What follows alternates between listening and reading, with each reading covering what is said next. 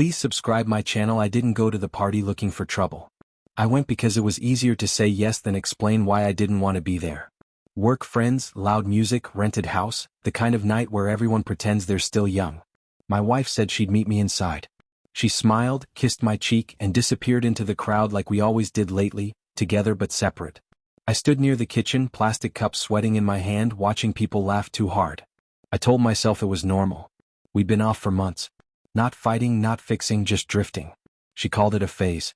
I called it being tired.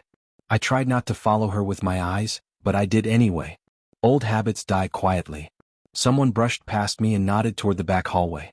Wrong bathroom, he laughed. I didn't think anything of it. Houses like that always had doors that led to places you weren't supposed to go. I waited. Minutes passed. The music got louder. My phone buzzed with nothing important. I decided to look for my wife, tell her I was heading out early, pretend I was fine. The hallway was dim, carpet soft under my shoes. Doors on both sides, most of them closed. At the end, one door stood open, light spilling out. I heard voices, hushed, careless. I recognized one of them before my brain caught up. That was the moment something in me went still. I stopped just short of the doorway. I didn't rush. I didn't clear my throat. I didn't announce myself. I stepped forward and saw her. She was completely naked, standing where I never stood anymore. She wasn't surprised to be there. She looked comfortable. Familiar. Like this wasn't a mistake, just a continuation. Time didn't slow. It sharpened. I noticed details I didn't want. The way she laughed, the way she tilted her head, the ease of it. I noticed what wasn't there too. No hesitation. No shame. No thought of me.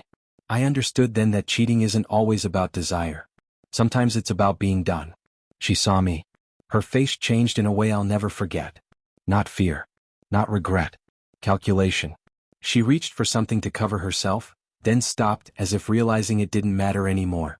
The other person froze, suddenly aware of consequences. I didn't look at him. He was irrelevant. I said her name once. It came out flat. I asked one question.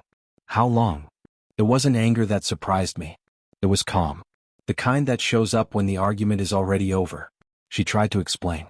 She always liked explanations. Loneliness. Distance. What? Words she'd practiced. None of them reached me. I turned away. Not dramatically. Not loudly.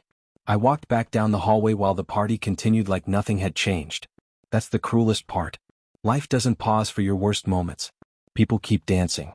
Cups keep refilling. Songs keep playing. Outside, the night air felt honest. I sat in my car and stared at the steering wheel. I didn't cry. I didn't scream.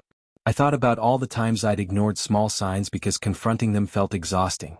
I thought about how respect disappears long before clothes do. I drove home alone. I slept on the couch, not because it mattered, but because habits linger even when trust is gone. In the morning, my phone filled with messages.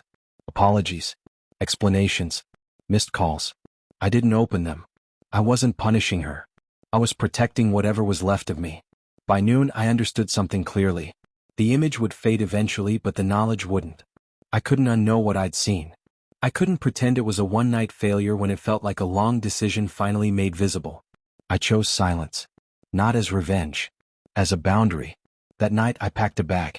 Not everything. Just enough. I left a note that said I needed space and time. Simple words. True words. I locked the door behind me and felt lighter than I expected. Betrayal doesn't always break you. Sometimes it clarifies what you've been carrying for too long. I didn't know where I was going next, only that staying would cost more than leaving. I turned the radio off and listened to the quiet, letting it settle. In that quiet, I promised myself one thing. No speeches, no explanations, no bargaining. Just steady steps forward. Respect doesn't announce itself, it's chosen. And that night, for the first time in a long while, I chose myself without apology, without witnesses, and without looking back. Tomorrow would bring consequences, paperwork, conversations, and difficult mornings, but tonight was enough, because clarity finally replaced doubt, and sleep arrived gently, earned by honesty, distance, courage, patience, resolve, acceptance.